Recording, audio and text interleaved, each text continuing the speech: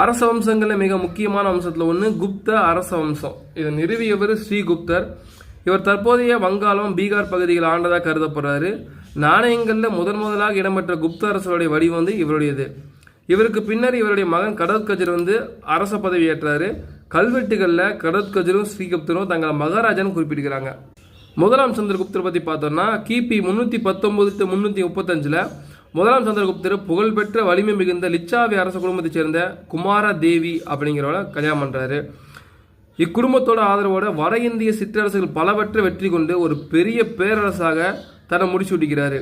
சந்திரகுப்தரால் வெளியிடப்பட்டவை என கருதப்படும் தங்க நாணயங்களில் சந்திரகுப்தரோடைய உருவமும் அவங்க மனைவி குமாரதேவி அங்கே 2 பேர்த்துல உருவமும் இடம்பெற்றிருக்கு.